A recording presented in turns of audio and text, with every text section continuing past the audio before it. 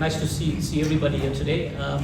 So just from my side, just to introduce myself, I'm Vishogen Moodley. I'm the supply chain manager for Refinery. And I think a lot of the guys are punting Refinery here, so I just want to just explain the whole relationship in terms of how this all came about. So ideally we have two groups of delegates here today, or for the last 3 months. We have our own supervisors which have been who've been identified for this program from a development point of view. But from a supplier development point of view, we have contractors or suppliers of Refinery who have been identified, supervisors or probable supervisors have been identified to come onto this as delegates.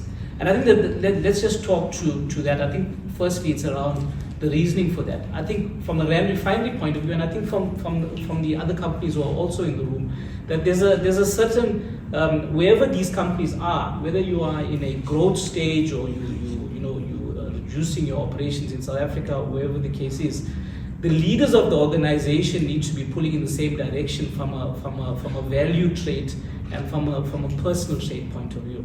And this is the reason why we come into these kind of programs and identify candidates to come through, is because of the fact that everyone's got to be pulling in the same direction, and it's important that the leaders understand their roles and understand the value that they have to actually put in to actually get the organizations to get to where they need to be. Organizations can't do it on their own, and this is the reason why you're here.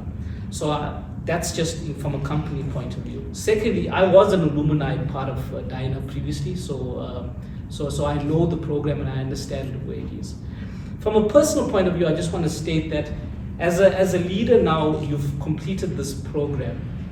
You are going to go out there and you now need to start taking on the world in terms of the skills that you've learned here. And it's very important that you take these skills and you use them on the outside.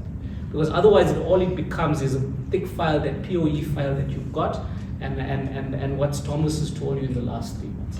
So it's very, very important in relation to that. Lastly, I want to say personally that I see those traits that you put up, the leadership traits that is there. And the one question or the one statement I want to leave to you is, everyone has a different understanding of what ethics is, okay? And it's not necessarily whether you're working in the procurement department, whether you're a contractor, you're working for a NPO, or you're working for a multinational. Everyone has a different understanding of what ethics is. So the question for myself and what I think ethics is, where I'm sitting at this point in time, is ethics is something that you do behind closed doors, when you're sitting with yourself and you're trying to understand whether it's right or wrong. And that not only talks to what you do in the work environment, it also talks to what you do in the personal environment, because they complement each other. So I just want to leave that with you, is that ethics is something that you do under closed doors, when you are all by yourself and you've got these two questions in your mind. Is it right or is it wrong? I just want to leave you with that. Thank you. Thank you.